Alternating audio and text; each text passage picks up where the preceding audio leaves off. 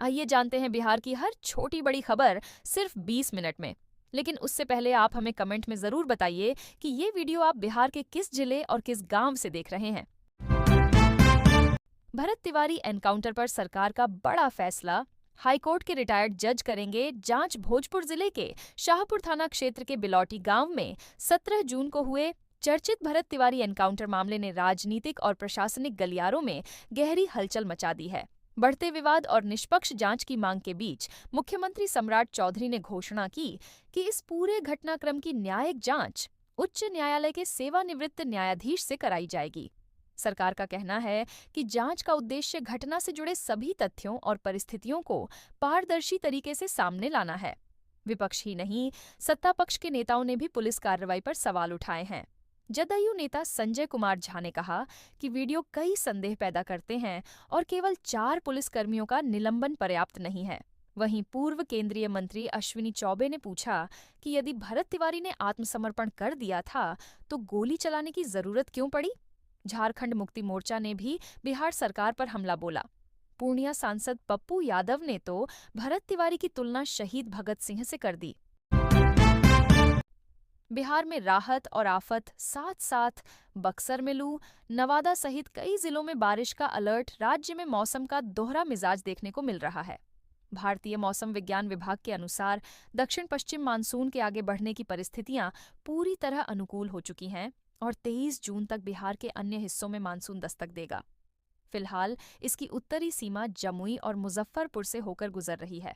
पिछले 24 घंटों में मधुबनी जिले के राजनगर में 8 सेंटीमीटर बारिश दर्ज की गई है, लेकिन राहत के साथ साथ चेतावनी भी है। 20 और 21 जून को बक्सर सहित कुछ जिलों में लू की स्थिति बनी रहेगी। अधिकतम तापमान 40 से 42 डिग्री सेल्सियस तक पहुंच गया है, जो सामान्य से 3 से 6 डिग्री अधिक है। मौसम विभाग ने 20 से 22 जून और फिर 25 से 26 जून के दौरान गरज चमक के साथ तेज हवाएं चलने की संभावना जताई है। हवा की रफ्तार 30 से 50 किलोमीटर प्रति घंटे तक रह सकती है। यानी एक ओर मानसून की राहत, दूसरी ओर गर्मी और आंधी बारिश की चुनौती साथ साथ बनी रहेगी। बिहार के 73 लाख किसानों के लिए खुशखबरी। पीएम किसान सम्मान निधि की 23वीं किस्त आज होगी जारी। प्रधानमंत्री नरेंद्र मोदी शनिवार को पश्चिम बंगाल के हुगली जिले के तारकेश्वर से देश भर के किसानों के लिए पीएम किसान सम्मान निधि की 23वीं किस्त जारी करेंगे। इस योजना के तहत बिहार के 73 लाख से अधिक किसानों के खातों में 2-2 हजार रुपये की राशि सीधे पहुंच जाएगी। कुल मिलाकर राज्य के किसानों को 1,463 करोड़ रुपए का लाभ मिलेगा।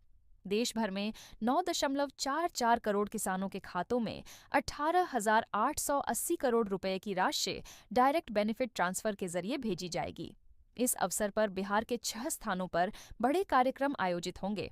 मुख्य कार्यक्रम बामेती सभागार में होगा, जिसमें मुख्यमंत्री सम्राट चौधरी भी मौजूद रहेंगे। बिहार टेक पोर्टल से स्टार्टअप को मिलेगी उड़ान। सीएम बोले 5 साल में उद्योग हब बनेगा। राज्य मुख्यमंत्री सम्राट चौधरी ने पाटलिपुत्र स्थित software technology park of India में आयोजित कार्यक्रम में घोषणा की कि राज्य में जल्द ही बिहार टेक पोर्टल विकसित किया जाएगा। यह पोर्टल स्टार्टअप, उद्योग और निवेश को बढ़ावा देने में अहम भूमिका निभाएगा। युवा उद्यमियों को एकीकृत डिजिटल प्लेटफॉर्म मिलेगा, जहां तकनीकी सहायता और निवेश संबंधी जानकारी उपलब्ध होगी। मुख्यमंत्री ने कहा कि राज्य सरकार ने उद्योगों के लिए 2 लाख एकड़ भूमि चिह्नित की है। लक्ष्य है कि अगले 5 वर्षों में बिहार को उद्योग प्रधान राज्य के रूप में पहचान दिलाई जाए। उन्होंने युवाओं से स्टार्टअप के जरिए रोजगार सृजन का आह्वान किया और भरोसा दिलाया कि सरकार हर संभव सहयोग करेगी। कार्यक्रम में केंद्रीय मंत्री अश्विनी वैष्णव भी मौजूद रहे। उन्होंने स्टार्टअप उद्यमियों से संवाद किया और उनके सुझावों को सकारात्मक रूप से स्वीकार करने का भरोसा दिलाया। मुख्यमंत्री और केंद्रीय मंत्री ने स्टार्टअप स्टॉलों का निरीक्षण किया और उद्यमियों के अनुभव सुने। बिहार में प्रवासी मजदूरों की मौत पर अब आश्रितों को मिलेंगे 4 लाख रुपये। पार्थिव शरीर लाने का खर्च भी देगी सरकार। बिहार सरकार ने प्रवासी मजदूरों के परिवारों के लिए बड़ा फैसला लिया है। अब किसी दूसरे राज्य या विदेश में प्रवासी मजदूर की मृत्यु होने पर उनके आश्रितों को 4 लाख रुपए की सहायता राशि दी जाएगी। पहले यह राशि 2 लाख रुपए थी। श्रम संसाधन एवं प्रवासी श्रमिक कल्याण विभाग के अपर मुख्य सचिव के सेंथिल कुमार ने बताया कि राज्य सरकार मृतक प्रवासी मजदूर का पार्थिव शरीर घर तक लाने का खर्च भी वहन करेगी। इसके लिए किसी भी परिवहन साधन का उपयोग किया जा सकेगा। राज्य के प्रवासी श्रमिकों का डेटा बैंक तैयार किया जा रहा है। अब तक 6.84 लाख प्रवासी श्रमिकों का पंजीकरण किया जा चुका है। वहीं निर्माण श्रमिकों का भी बड़े पैमाने पर निबंधन हुआ है। बिहार शताब्दी असंगठित कार्य क्षेत्र कामगार एवं शिल्पकार सामाजिक सुरक्षा योजना के तहत 2025 से 26 में 9,719 लाभुकों को 54 करोड़ रुपए से अधिक की राशि दी गई है। सरकार का कहना है कि इस कदम से प्रवासी मजदूरों के परिवारों को सामाजिक सुरक्षा और आर्थिक राहत मिलेगी। दरवाजे तक पहुंची पाइपलाइन, फिर भी पीएनजी कनेक्शन के लिए भटक रहे लोग। राजधानी पटना में पाइप्ड नेचुरल गैस पीएनजी की योजना उपभोक्ताओं के लिए बड़ी उम्मीद लेकर आई थी, लेकिन अब यह उम्मीद परेशानी में बदलती दिख रही है। Rajiv Nagar, Kesari Nagar, Indrapuri, AG colony, CDA colony, Shastri Nagar, Jagdev Path, boring road, Digha और पाटलिपुत्र जैसे इलाकों में पाइपलाइन बिछ जाने के बावजूद हजारों लोग अब तक घरेलू कनेक्शन से वंचित हैं। लोगों का कहना है कि आवेदन और दस्तावेज जमा करने के महीनों बाद भी केवल आश्वासन मिल रहा है। एलपीजी की बढ़ती कीमतों के बीच पीएनजी की मांग तेजी से बढ़ी है, लेकिन एजेंसियों और मैनपावर की कमी के कारण प्रक्रिया प्रभावित हुई है। गेल इंडिया की चयनित एजेंसियां अपेक्षित स्तर पर काम नहीं कर सकीं। फिलहाल 37,800 से अधिक कनेक्शन दिए जा चुके हैं। कंपनी ने 30 जून तक मुफ्त कनेक्शन का लाभ देने की घोषणा की है। उपभोक्ताओं को केवल मीटर शुल्क देना होगा या किराया योजना में 50 रुपये प्रतिमाह देना होगा। औरंगाबाद में 4 आर्म्स तस्कर गिरफ्तार। हथियारों की बड़ी खेप बरामद। बिहार पुलिस की स्पेशल ऑपरेशन ग्रुप एसओजी ने औरंगाबाद जिले में अवैध हथियार तस्करी के खिलाफ बड़ी कार्रवाई की है। गोहरफीगंज मुख्य मार्ग पर डिहुरी बाजार के पास घेराबंदी कर 4 अंतरजिला तस्करों को पकड़ा गया। इनके पास से 3 लॉडेड पिस्टल, 2 देशी कार्बाइन, 2 कट्टा, 159 कारतूस, 7 मैगजीन, 3 बाइक और 4 मोबाइल बरामद किए गए। गिरफ्तार तस्करों में रोहित कुमार उर्फ बिल्लू सिंह, गणेश कुमार उर्फ विक्रम, मोहम्मद सोहेल उर्फ बलिस्टर आलम और इश्तिखार आलम शामिल हैं। पूछताछ में सभी ने अवैध हथियारों की तस्करी में संलिप्तता स्वीकार की। पुलिस ने उनकी निशानदेही पर प्राणपुर गांव में छापेमारी कर बिक्री के लिए छिपाकर रखे गए हथियार और कारतूस बरामद किए। एसटीएफ के अनुसार औरंगाबाद, रोहतास, कैमूर और भोजपुर जिलों में बड़े पैमाने पर हथियारों की आपूर्ति की जा रही थी। अब पुलिस इनके नेटवर्क की गहराई से जांच कर रही है। भागलपुर में उमस और धूप का डबल अटैक। जून के आखिरी हफ्ते में झमाझम बारिश के आसार। भागलपुर जिले में फिलहाल उमस भरी गर्मी और चुभन भरी धूप से राहत नहीं मिल रही है। मौसम विभाग के अनुसार शनिवार को भी तेज धूप और नमी लोगों को परेशान करेगी। बीच बीच में हल्की बूंदाबांदी हो सकती है, लेकिन इससे तापमान में खास गिरावट नहीं आएगी। पिछले 24 घंटों में अधिकतम तापमान 36.1 डिग्री सेल्सियस और न्यूनतम 26 डिग्री सेल्सियस दर्ज किया गया। आर्द्रता का स्तर 81% तक पहुंच गया। मौसम वैज्ञानिक अनुपम नाहर ने बताया कि हिंद महासागर क्षेत्र में एमजेओ मैडन जूलियन ऑसिलेशन तरंग के शुरुआती संकेत मिले हैं। इसके मजबूत होने से मानसून को रफ्तार मिलेगी। अनुमान है कि जून के अंतिम सप्ताह से बिहार में झमाझम बारिश होगी। इससे मौसम का मिजाज बदलेगा और लोगों को उमस व गर्मी से स्थायी राहत मिलेगी। मुजफ्फरपुर में खूनी संघर्ष। आपसी रंजिश में फायरिंग। युवक घायल। मीनापुर थाना क्षेत्र के राघोपुर जानकी स्थान में शनिवार को पुरानी रंजिश ने हिंसक रूप ले लिया। 2 पक्षों के बीच तीखी बहस देखते ही देखते झगड़े में बदल गई और फायरिंग शुरू हो गई। इस दौरान स्थानीय युवक अजीत राय को बांह में गोली लग गई। खून से लथपथ हालत में स्वजन उसे बैरिया स्थित निजी अस्पताल ले गए, जहां उसकी स्थिति पर चिकित्सक नजर बनाए हुए हैं। पुलिस के अनुसार अजीत राय और उसके पाटीदार के बीच पिछले 1 वर्ष से विवाद चल रहा था। घटना की सूचना मिलते ही मीनापुर थानाध्यक्ष पुलिस बल के साथ मौके पर पहुंचे और छानबीन शुरू की। प्रशासन ने कहा कि कानून व्यवस्था भंग करने वालों के खिलाफ सख्त कार्रवाई होगी। जमीन बेची, ताने सहे, लेकिन बच्चों की पढ़ाई नहीं रोकी। किसान का बेटा बना। कैप्टन पिता दिवस पर चौघाई प्रखंड के ठोरी पांडेयपुर गांव के किसान हरे राम पांडे की कहानी पूरे क्षेत्र के लिए प्रेरणा बन गई है।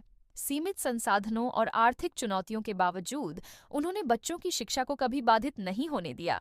जमीन बेची, संपत्ति गिरवी रखी, अतिरिक्त काम किए और समाज के ताने सहे, लेकिन बच्चों के भविष्य से समझौता नहीं किया। आज उनकी मेहनत का परिणाम सामने है। बड़ा बेटा विकास भारद्वाज भारतीय सेना में कैप्टन है। दूसरा बेटा कंप्यूटर इंजीनियर बनकर शिक्षा के क्षेत्र में योगदान दे रहा है और बेटी उच्च शिक्षा हासिल कर रही है। विकास भारद्वाज की प्रारंभिक शिक्षा गांव के मध्य विद्यालय से हुई। 2009 में उसका चयन सैनिक स्कूल नालंदा में हुआ। वहां से मिलिट्री कॉलेज देहरादून और फिर एनडीए की परीक्षा पास कर वह सेना में अधिकारी बना। यह कहानी बताती है कि पिता का त्याग बच्चों के सपनों की नींव होता है। भरत तिवारी केस में बड़ा खुलासा, 3 एफआईआर दर्ज। पिता भाई भी बने आरोपित भोजपुर जिले के शाहपुर थाना क्षेत्र के चर्चित बिलौंटी कांड में पुलिस ने कार्रवाई तेज कर दी है। मामले में 3 अलग अलग प्राथमिकी दर्ज की गई हैं।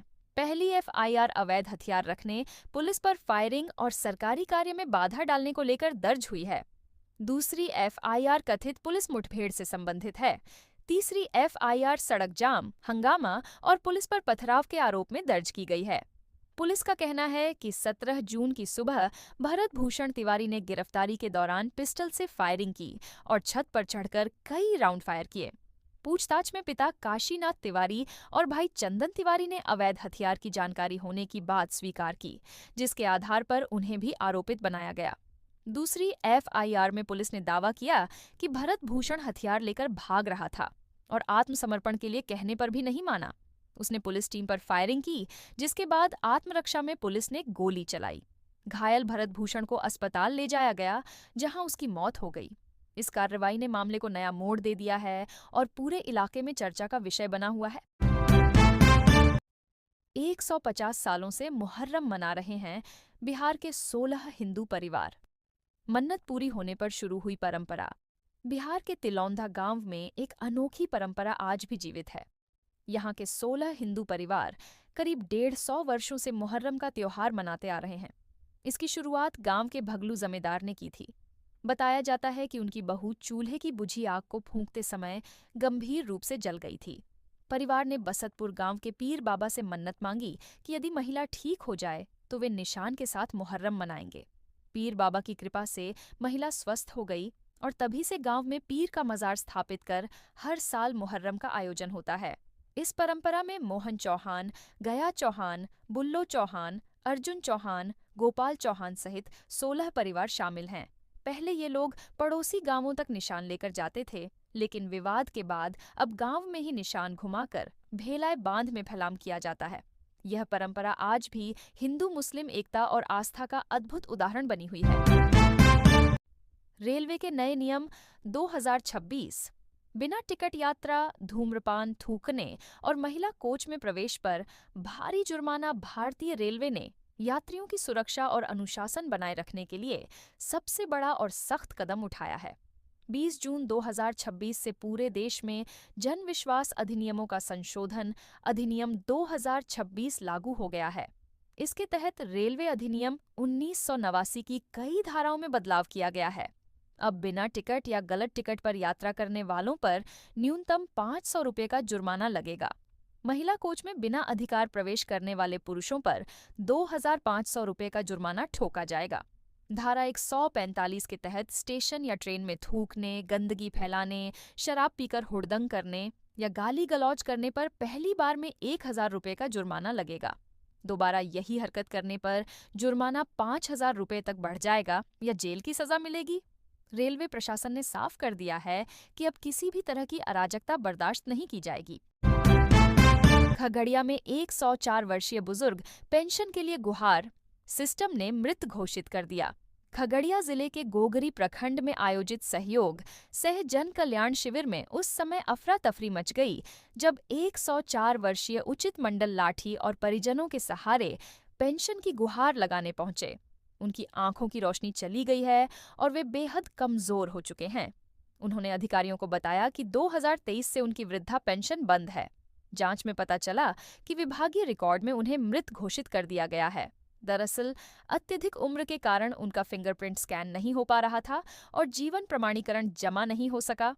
इसी वजह से सिस्टम ने उन्हें मृत मान लिया। जिंदा बुजुर्ग को सामने देखकर अधिकारी भी सन्न रह गए। उचित मंडल ने रोते हुए कहा कि पेंशन ही उनके जीवन का सहारा था। अब प्रशासन ने मामले की जांच शुरू कर दी है और पेंशन बहाल करने का आश्वासन दिया है। यह घटना सरकारी तंत्र की संवेदनहीनता और तकनीकी खामियों की बड़ी मिसाल बन गई है। कपड़ों के अंदर टेप से बांध रखी थी 14 लीटर शराब। बंगाल से बिहार आ रहे 3 तस्करों का भंडाफोड़ गलगलियां पुलिस ने सीमावर्ती क्षेत्र में गुरुवार शाम गश्ती के दौरान शराब तस्करी की एक अनोखी तरकीब का पर्दाफाश किया। पुलिस ने पश्चिम बंगाल से आ रहे 3 व्यक्तियों को रोककर तलाशी ली तो पाया कि उन्होंने अपने कपड़ों के अंदर शरीर पर टेप से शराब की बोतलें बांध रखी थीं। बरामद शराब की कुल मात्रा 14.04 लीटर बताई गई है। गिरफ्तार तस्करों की पहचान समस्तीपुर निवासी अर्पण साह, कटिहार निवासी सोनी लाल दास और पूर्णिया निवासी संजीव कुमार सिंह के रूप में हुई है। पुलिस ने बताया कि ये लोग पश्चिम बंगाल से शराब लेकर बिहार में प्रवेश कर रहे थे। अब यह जांच की जा रही है कि शराब की खेप कहां से लाई जा रही थी और किसे पहुंचाई जानी थी। तीनों आरोपितों के खिलाफ बिहार मद्य निषेध एवं उत्पाद अधिनियम के तहत मामला दर्ज कर आगे की कार्रवाई शुरू कर दी गई है। लखीसराय, सूरज से रोशन होगा गरीबों का घर। कुटीर ज्योति परिवारों को मिली मुफ्त बिजली की सौगात ऊर्जा आत्मनिर्भरता की दिशा में लखीसराय जिले ने नई शुरुआत की है। प्रधानमंत्री सूर्य घर मुफ्त बिजली योजना के तहत गरीब परिवारों के घरों पर मुफ्त सौर ऊर्जा संयंत्र लगाने का काम शुरू हो गया है। पहले चरण में रामगढ़ चौक प्रखंड के 10 आर्थिक रूप से कमजोर परिवारों को इस योजना से जोड़ा गया है। मुख्यमंत्री सम्राट चौधरी ने वीडियो कॉन्फ्रेंसिंग के माध्यम से इस योजना का शुभारंभ किया था। लाभुकों के घरों की छतों पर 1.1 किलोवाट क्षमता के सौर ऊर्जा संयंत्र लगाए जा रहे हैं। जिलाधिकारी शैलेंद्र कुमार ने बड़हरा गांव में जाकर निरीक्षण किया और कहा कि इस पहल से गरीब परिवारों को स्वच्छ, सस्ती और सतत ऊर्जा मिलेगी। राज्य सरकार ने बताया कि लगभग 1,512 करोड़ रुपए की लागत से 2.5 लाख कुटीर ज्योति उपभोक्ताओं को योजना का लाभ दिया जाएगा। ये पहल न केवल बिजली खर्च घटाएगी बल्कि ग्रामीण परिवारों को ऊर्जा के क्षेत्र में आत्मनिर्भर बनाने की दिशा में मील का पत्थर साबित होगी। मधुबनी के ठाढ़ी परमेश्वरी मंदिर में बड़ी चोरी। मां की मूर्ति से सोने की आंख और चांदी का मुकुट गायब। मधुबनी जिले के अंधरा ठाड़ी स्थित प्रसिद्ध शक्तिपीठ ठाढ़ी परमेश्वरी मंदिर में बीती रात चोरों ने बड़ी चोरी की वारदात को अंजाम दिया। बदमाश मंदिर परिसर में घुसकर दानपेटी सहित कई कीमती सामान लेकर फरार हो गए। सबसे बड़ी बात यह रही कि मां की प्रतिमा से सोने की आंख और चांदी का मुकुट भी चुरा लिया गया। घटना की जानकारी मिलते ही श्रद्धालुओं और ग्रामीणों की भीड़ मंदिर परिसर में उमड़ पड़ी। लोगों ने इसे सुरक्षा व्यवस्था की बड़ी चूक बताया और नाराजगी जताई। पुलिस मौके पर पहुंची और जांच शुरू कर दी। आसपास लगे सीसीटीवी कैमरों की फुटेज खंगाली जा रही है ताकि चोरों की पहचान की जा सके। स्थानीय लोगों ने प्रशासन से आरोपितों की शीघ्र गिरफ्तारी और मंदिर परिसर की सुरक्षा व्यवस्था मजबूत करने की मांग की है। पुलिस अधिकारियों ने कहा कि मामले की गंभीरता से जांच की जा रही है और उपलब्ध साक्ष्यों के आधार पर अपराधियों तक पहुंचने का प्रयास किया जा रहा है। बिहार में कॉलेज को लेकर बवाल। पुलिस पर पत्थरबाजी के बाद लाठीचार्ज। 7 हिरासत में नगर नौसा डिग्री कॉलेज के स्थान निर्धारण को लेकर गुरुवार को विवाद हिंसक झड़प में बदल गया। प्रखंड मुख्यालय में कॉलेज संचालन की मांग को लेकर छात्रों और स्थानीय संगठनों ने सड़क जाम कर प्रदर्शन किया। पुलिस ने एहतियातन कुछ प्रदर्शनकारियों को हिरासत में लिया, जिससे भीड़ उग्र हो गई और पत्थरबाजी शुरू हो गई। जवाब में पुलिस ने लाठीचार्ज कर स्थिति को नियंत्रित किया। इस दौरान दोनों पक्षों के बीच पथराव हुआ और इलाके में तनाव फैल गया। पुलिस ने 7 लोगों को हिरासत में लिया है और वीडियो फुटेज के आधार पर अन्य उपद्रवियों की पहचान की जा रही है। विवाद की जड़ यह है कि एक पक्ष कॉलेज को नगर नौसा प्रखंड मुख्यालय में चाहता है, जबकि दूसरा पक्ष लोदीपुर में संचालन के पक्ष में है। लोदीपुर समर्थकों का कहना है कि वहां लगभग 4 एकड़ जमीन और 20 पक्के कमरे पहले से मौजूद हैं। प्रशासन ने कहा है कि स्थिति सामान्य है और निगरानी जारी है। पूर्णिया में बेखौफ अपराधी। सैलून संचालक को गोली मारकर मोबाइल लूटकर फरार पूर्णिया जिले में अपराधियों ने मंगलवार देर रात एक सैलून संचालक को गोली मार दी। घटना मधुबनी थाना क्षेत्र के डीएवी चौक सौंदर्य विहार के पास हुई। पीड़ित मुकेश कुमार ठाकुर अपनी दुकान बंद कर साइकिल से घर लौट रहा था। तभी बाइक सवार 2 अपराधियों ने उसे घेर लिया और मोबाइल छीनने की कोशिश की।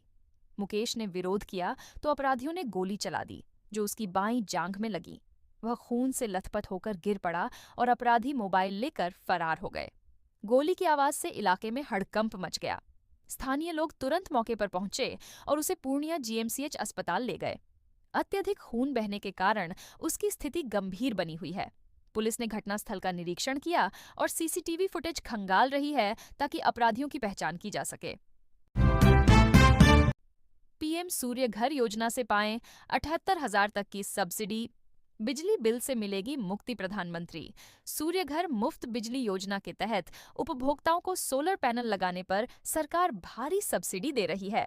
सहयोग शिविर में विद्युत विभाग के कनीय अभियंता पंकज कुमार ने बताया कि 1 किलोवाट का सोलर सिस्टम लगाने पर 30,000 रुपये की सब्सिडी मिलेगी, जिसकी कुल लागत लगभग 60,000 रुपये है। 2 किलोवाट सिस्टम पर 60,000 रुपये की सब्सिडी मिलेगी, जिसकी लागत करीब 1 लाख रुपये बैठती है। 3 किलोवाट या उससे अधिक के सिस्टम पर उपभोक्ताओं को अधिकतम 78,000 रुपये की सब्सिडी दी जाएगी। इसकी अनुमानित लागत लगभग 2.10 लाख रुपये है। उन्होंने स्पष्ट किया कि आवेदन केवल ऑनलाइन माध्यम से ही स्वीकार किए जा रहे हैं। रूफटॉप सोलर पैनल लगाने से उपभोक्ताओं को महंगी बिजली से मुक्ति मिलेगी, हर महीने बचत होगी और ग्रामीण क्षेत्रों में निर्बाध ऊर्जा की आपूर्ति सुनिश्चित होगी। छपरा से दिल्ली एक्सप्रेस को रेल मंत्री ने दिखाई हरी झंडी। सीएम सम्राट चौधरी का बड़ा ऐलान, रात 8 बजे तक खुलेंगे स्कूल। छपरा जंक्शन से शुक्रवार को नई छपरा आनंद विहार टर्मिनस एक्सप्रेस को रेल मंत्री अश्विनी वैष्णव और मुख्यमंत्री सम्राट चौधरी ने हरी झंडी दिखाकर रवाना किया। इस मौके पर आयोजित समारोह में बिहार के विकास, रेलवे विस्तार, शिक्षा सुधार और औद्योगिक निवेश को लेकर कई महत्वपूर्ण घोषणाएं हुईं। रेल मंत्री ने कहा कि बिहार ने हमेशा देश को दिशा दी है, चाहे स्वतंत्रता संग्राम हो या लोकतंत्र की रक्षा। उन्होंने बताया कि प्रधानमंत्री नरेंद्र मोदी के नेतृत्व में रेलवे का अभूतपूर्व आधुनिकीकरण हुआ है। वंदे भारत जैसी आधुनिक ट्रेनों से लेकर हाई स्पीड रेल परियोजनाओं तक देश तेजी से आगे बढ़ रहा है। मुख्यमंत्री सम्राट चौधरी ने शिक्षा व्यवस्था में बड़ा बदलाव करने का संकेत दिया। उन्होंने कहा कि अब स्कूलों को शाम और रात तक सक्रिय रखने की योजना है। बच्चों को नीट, जेईई और अन्य प्रतियोगी परीक्षाओं की तैयारी के लिए विद्यालय रात 8 बजे तक खुले रहेंगे। साथ ही उन्होंने बताया कि बिहार में 1 लाख करोड़ रुपए से अधिक की रेल परियोजनाओं पर काम चल रहा है।